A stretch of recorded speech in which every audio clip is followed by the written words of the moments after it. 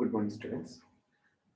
In the last class, we discussed with what are the rights and duties of a buyer and who is an unpaid seller and what are its rights and duties. Or who is an unpaid seller and what is his right. ആ ഒരു unpaid seller എന്ന് വെച്ചാൽ എന്താണ്, അതിന്റെ അവരുടെ right എന്താണ്, അതാണ് ഇന്നലെ നമ്മൾ കാണുന്നത്. ഇന്ന് നമ്മൾ കാണാൻ പോകുന്നത്, today we will discuss with who is an unpaid seller in the sense what are the difference between these two, isn't it? So we will start with the differences.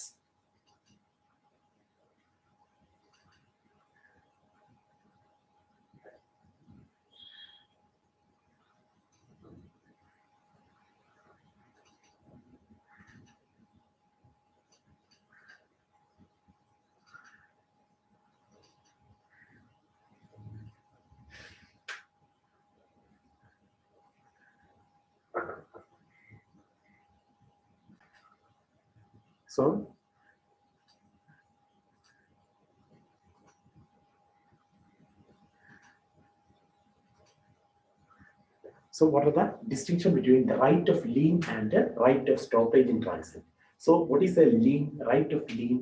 Lien is means to retain the possession with regard to the seller until and unless the buyer need to pay the full money, full installment. Then only that is the case with the possession is to be transferred. So that is the right of lien. While the right of stoppage in transit in the sense means what? That due to the delivery, the transmission is going on, and in between that, there should be the seller need to take some. So, distinction between the right of lien and the right of stoppage in transit. So, what are the differences? We will see the right of lien can be exercised only when the seller has the possession of the goods. The seller is having the possession of the goods, then only he need to retain the such a right. ആ ഒരു possession, ഉടമസ്ഥാവകാശം അല്ലെങ്കിൽ കൈവശാവകാശം, അത് ആരുടെ അടുത്ത്, buyer സെല്ലറുടെ അടുത്ത് ഉണ്ടെങ്കിൽ മാത്രമേ this right of lien will exist. Then while stoppage can be exercised even after the possession of the seller is lost, but it is in the hands of an intermediary. The stoppage means what? To stop that particular thing, to stop that particular thing to be done. That is the stoppage. It can be exercised even after the possession of the seller is lost. അതായത് സെല്ലറുടെ possession നഷ്ടപ്പെട്ടാൽ പോലും ഒരു വേറൊരു വ്യക്തി സെല്ലറിന് വേണ്ടി he may stop that particular thing. That is the stoppage. Then right of stoppage can be exercised only when the buyer becomes insolvent. Buyer insolvent ആണെങ്കിൽ the right of stoppage can be exercised, while lien can be exercised where a buyer is liable to pay and the seller is an unpaid vendor. So, when the lien is to be practicable, it can be exercised where a buyer is liable to pay and the seller is an unpaid vendor. Then, the right of lien is lost immediately when the seller loses the possession. Possession nashtapadumbolle in the right of lien also to be lost, because right of lien is to retain the possession until the buyer need to pay the last installment. അതാണ് right of lien എന്ന് പറയുന്നത്. അതുകൊണ്ടാണ് if the right of the lien is lost with regard to a seller, as the seller loses the possession, then it is to be immediately exercised. While right of stoppage is lost when carrier gives the possession. Carrier means an intermediary person or a company itself gives the possession to a buyer or his agent. If the carrier gives the possession to the buyer or his agent, then the stoppage is lost. The right of lien is in the nature of retaining the possession over the goods, whereas the right of stoppage is to regain the possession of the goods. That is, right of lien may be retaining the possession. കൈവശാവകാശം എന്ത് ചെയ്യുക, retain ചെയ്തു വെക്കുക, അവരുടെ അവിടെ തന്നെ വെക്കുക, സെല്ലറുടെ അടുത്ത് തന്നെ. ഓക്കെ, അതാണ് retaining the possession over the goods, while the other one, right of stoppage, will be regaining the possession. Again need to get it. Okay, regaining the possession of the goods. So these are the differences between a right of lien as well as the right of stoppage in transit. So these are very important. What is a right of lien? What is a right of stoppage? And what are its differences? Then another term is right of resale. An unpaid seller who has exercised his right of lien or stoppage in transit can effect a resale of the goods. The unpaid seller who has exercised his right of lien, he need to exercise his right of lien or stoppage in transit that can affect a resale of the goods. The right of resale can be exercised in the following circumstances, like where the goods are of a perishable nature, നശിക്കുന്ന ആ ഒരു ഇതാണെങ്കിൽ, or where he gives notice to the buyer requiring him to pay the price within a reasonable time, failing which the goods will be resold. So it means notice to the buyer. The seller is giving a notice to the buyer requiring him to pay the price within a reasonable time period, failing in which the goods will be resold. Or a particular time period കൊടുക്കുകയാണ് ബയർക്ക്. Within that time period, he need to clear what? He need to clear the payment. If not, he will resale it. അതാണ് പറഞ്ഞിരിക്കുന്നത്. That is the right of resale of the goods. If the buyer fails to do so, even after such a notice, seller can resell the goods and recover the price from somebody. Clear? So that is, one is if the goods are of a perishable nature. നശിക്കുന്ന ഒരു ഇതാണ് എന്ന് വെക്കുക. അല്ലെങ്കിലോ where the seller gives, an unpaid seller gives the notice to the buyer requiring him to pay the price within a reasonable time period. In case any failure, the goods will be resold. Okay. If the buyer, even after such a notice is to be given, the seller has the right to resale it to somebody else and recover the price. Clear? And where the seller has expressly reserved the right of resale in case of such a buyer's default. അങ്ങനെ ഒരു buyer ചെയ്യാതിരിക്കുകയാണെങ്കിൽ, notice കൊടുത്തിട്ടും വീണ്ടും price കൊടുക്കാതിരിക്കുകയാണെങ്കിൽ, goods is with whom? The seller. He has to resale it to somebody else. He need to do that duty. So adana or rights of a reseller. So an unpaid seller who has exercised his right of lien or stoppage in transit can effect a resale of the goods.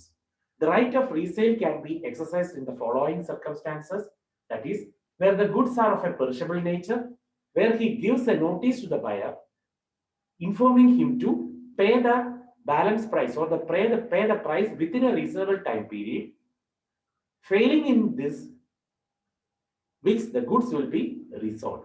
If again with that notice also the buyer is not willing to pay the money, he has the right to resale it and recover the money.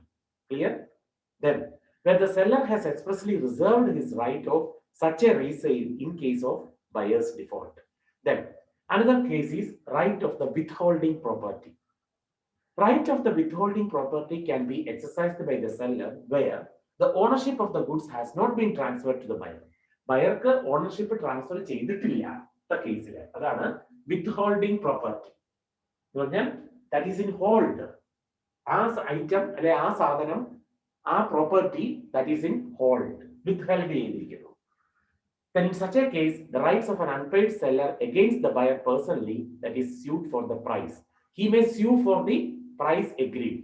The seller can sue for the price if the property in the goods has passed to the buyer and he wrongfully neglects or refuses to pay such for that thing. That is, the seller can sue for the price. Means he needs to file a case against the buyer regarding the price need to get it. Even though the possession or the goods has been passed to the buyer, then also he is not willing to pay the money, then he wrongfully neglects, തെറ്റായിട്ട് അവഗണിക്കുകയാണ് അല്ലെങ്കിൽ or refuses to pay the goods. In such a case, the seller can sue for the agreed price. The unpaid seller can sue the buyer for the price even before the ownership in the goods has not passed to the buyer, provided the buyer has undertaken to pay the price on a specified day. ആ price കൊടുത്താൽ മാത്രമേ the ownership is to be passed to concerned buyer. അപ്പൊ അത് ആദ്യം കൊടുത്തു തീർക്കണം. ഇല്ലെങ്കിൽ the seller has the right to sue for the price even though the goods is passed to the buyer. Clear? That is the suit for the price. Another thing is suit for the damages or for non-acceptance. അതായത് buyer എന്ത് ചെയ്യുന്നില്ല, accept ചെയ്യുന്നില്ല, അതുവഴി ഉണ്ടാകുന്ന damages, അതിന് the seller will sue for the buyer for the damages in case he is not accepting the goods delivered. That is the case. If the buyer wrongfully refuses or neglects to accept and pay for the goods, seller can sue him for non-acceptance and claim the damages also. Clear? That is very easy. Sue for the damages in case of the non-acceptance by the buyer. Then suit for the interest. പലിശയ്ക്ക് ആണെങ്കിലും അതിന്റെ വരുന്ന, അതായത് ഇയാൾക്ക് പൈസ കൊടുത്തു, buyer സെല്ലർക്ക് പൈസ കൊടുത്തു. Okay. When there is an agreement between the seller and the buyer as to the interest on the price of the goods from the date on which the payment becomes due, seller may recover such interest also from the buyer. അതായത് instalment ബേസിലാണെങ്കിൽ ഒരു particular time period വെക്കുക, ആ time പീരീഡിനുള്ളിൽ price കൊടുത്തിട്ടുണ്ട്, ചിലത് കൊടുക്കാതെ ഉള്ള case ഉണ്ട്. അപ്പൊ എന്താ, there will be loss to the seller, so that he may claim for the interest with regard to the price that is to be paid from the buyer to the seller. That is for the suit for interest. So suit for the price, suit for the damages for the non-acceptance of the buyer, then suit for the interest and anticipatory breach of contract, where the buyer repudiates the contract before the date of delivery, rather cancels the contract before such a date of delivery. The seller may either treat the contractor as subsisting and wait till the date of delivery, or he may treat the contractor as rescinded and sue for the damages for such a breach. അതായത് എന്താ ഉദ്ദേശിക്കുന്നത് ഇവിടെ, treat the contract as subsisting എന്ന് പറഞ്ഞാൽ നിലനിൽക്കുന്നതാണ് till this due date, means due date of delivery, അതുവരെ it is existing.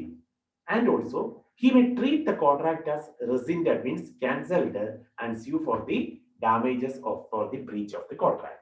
He may sue for the such damages for the violation of the contract. So these are the cases with regard to, or what is that? These are the rights of the withholding property, rights of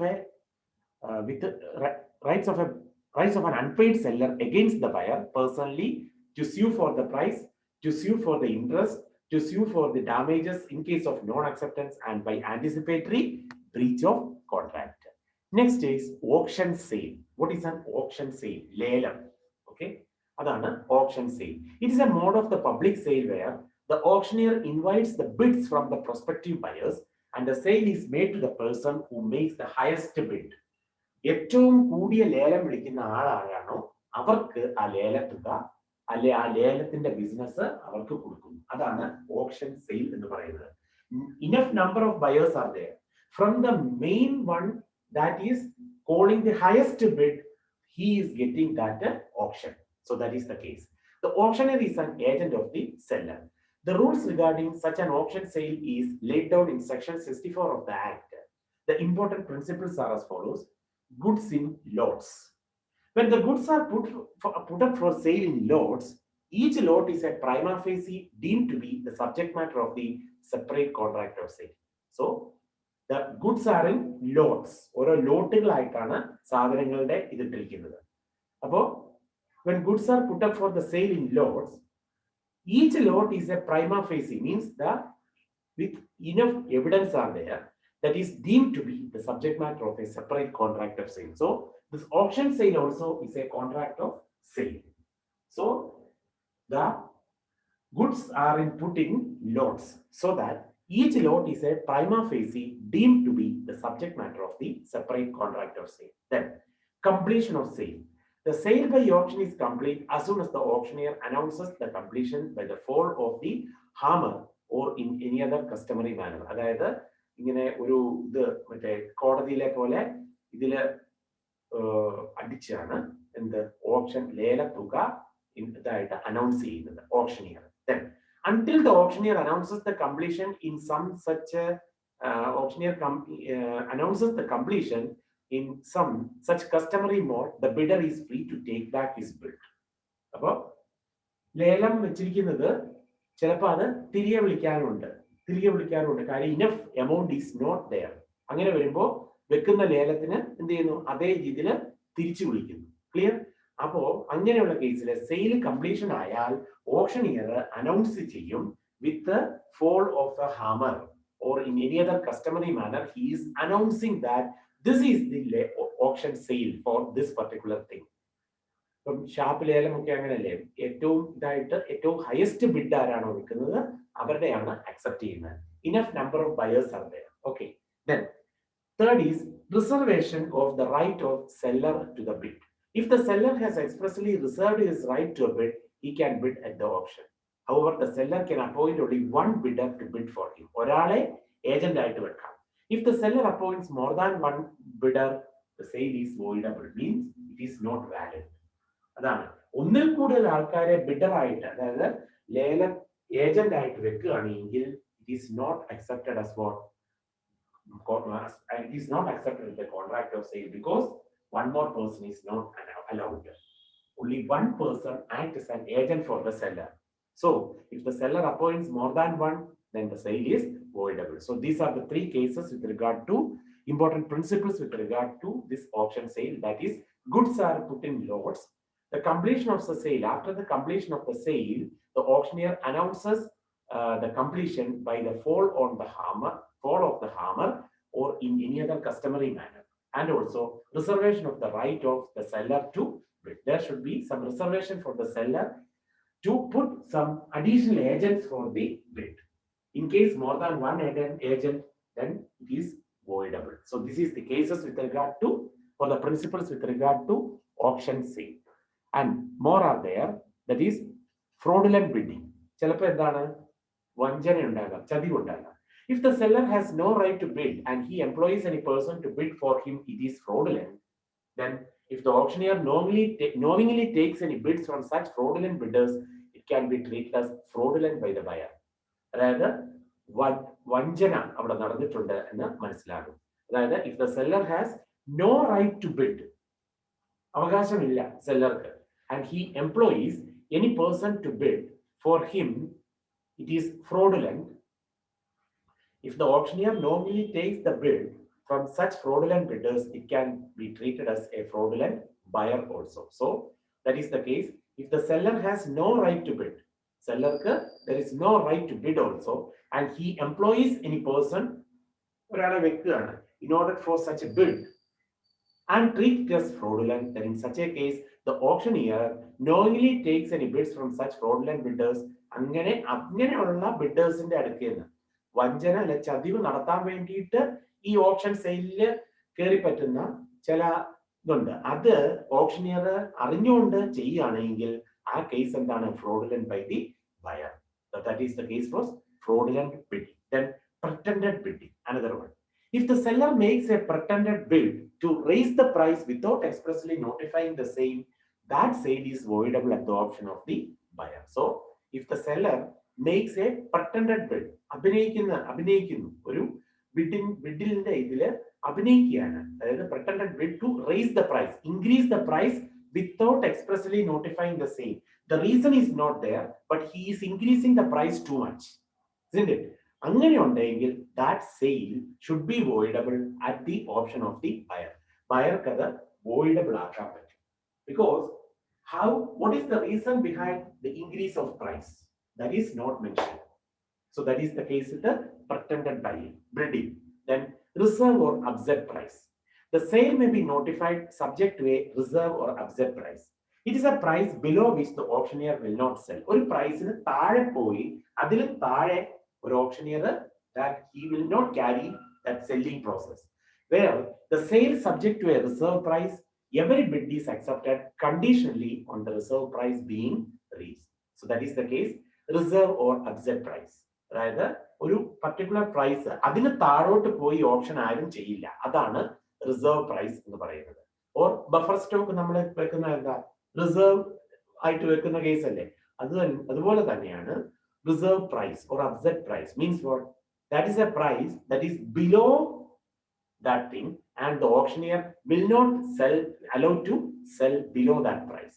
So that is the case with the upset or reserve price. So sale may be notified subject to a reserve or upset price. It is a price below which the auctioneer will not carry the selling activity.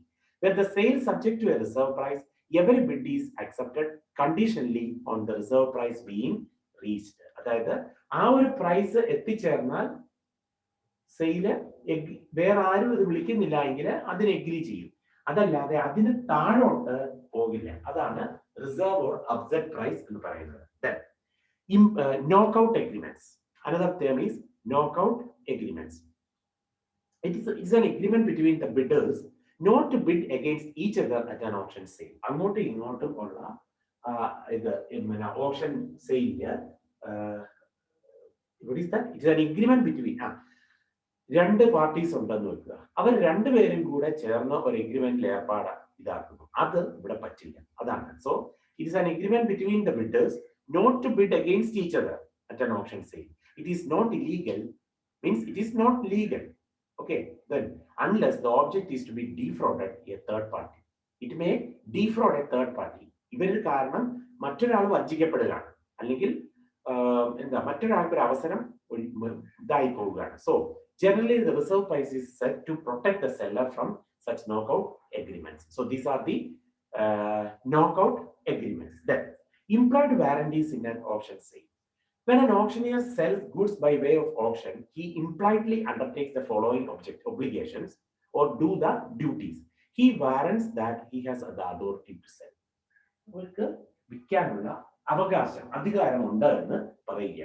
He warrants that he does not know of any defect in the title of his principal.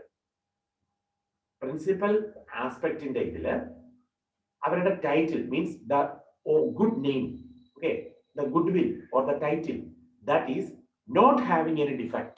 Other assure cheyan. Then he undertakes to give possession of the goods against the price paid to him. He undertakes to give the possession of the goods against the price paid to him. Means he is undertaking that the possession of the goods is with him against the price paid to him. ഞാൻ കൊടുത്ത price പണത്തിന് എനിക്ക് കിട്ടുന്ന എന്താണ് possession, അധികാരം, അല്ലെങ്കിൽ what is that ആ ഉടമസ്ഥാവകാശം, that is ownership, കൈവശാവകാശം, ഇത് എനിക്കുള്ളതാണ് എന്ന് പറയുന്നു. So he guarantees the correct possession of the goods by the purchaser. So these are the implied warranties in an auction sale. And last part, dumping.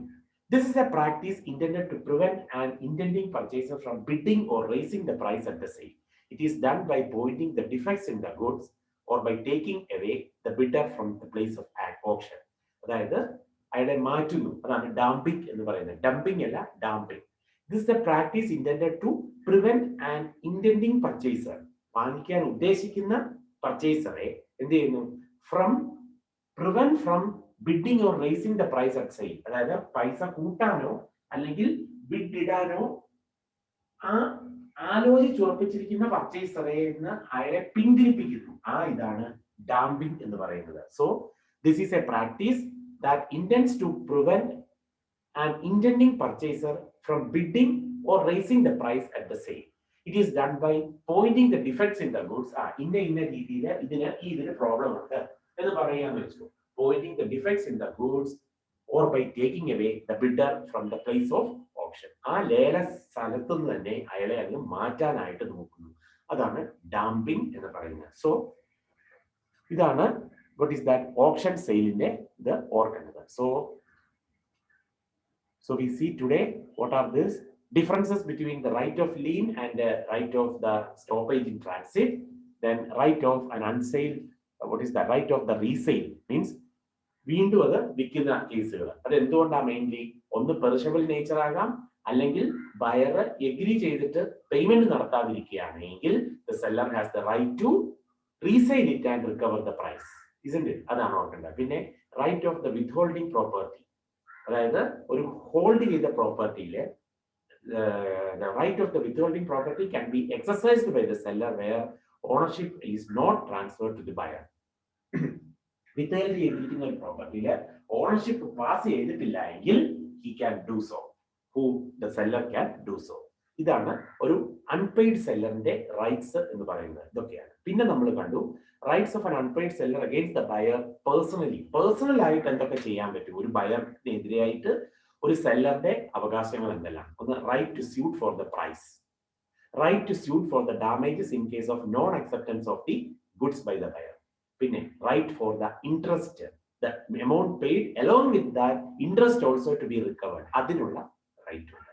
and also anticipatory breach of contract. If the buyer rescind the contract, then in such a case, he can do so by എന്താ ചെയ്യാൻ പറ്റുന്നത് anticipatory breach of കോൺട്രാക്റ്റില് one അത് ഇപ്പോഴും നിലനിൽക്കുന്നതാണെന്ന് till the date of delivery വരെ അത് നിലനിൽക്കുന്നതാണെന്ന് അറിയിക്കുക അല്ലെങ്കിലോ contract between rescinded and sue for the damages occur for such a rescission. Clear or breach? മനസ്സിലായോ ഇതാണ് ഓർക്കേണ്ടത് പിന്നെ ഓപ്ഷൻ സെയിൽ എന്താണെന്ന് കണ്ടു ഓപ്ഷൻ സെയിലിനകത്ത് ഇമ്പോർട്ടന്റ് പ്രിൻസിപ്പിൾ എന്ന് പറഞ്ഞാൽ goods that are in lots പിന്നെ completion of the sale the auctioneer announces the thing okay in front of the total bidders like that and reservation of the right of the seller to the bid then fraudulent bidding then pretending bidding and reserve or outstock price isn't it reserve or upset price not outstock upset price and knockout agreements then we see dumping so with that we come to the end of this portion BL business law so please study well for each and every area. This is not compared with the other subject because this is a little bit tough subject. The thing is that there are now enough sections are there, subsections are there. So please study well each and every area. And please clear your doubts as and when occurred. Please confirm after uploading the video. And up to this, I'm going to end up the session. Thank you.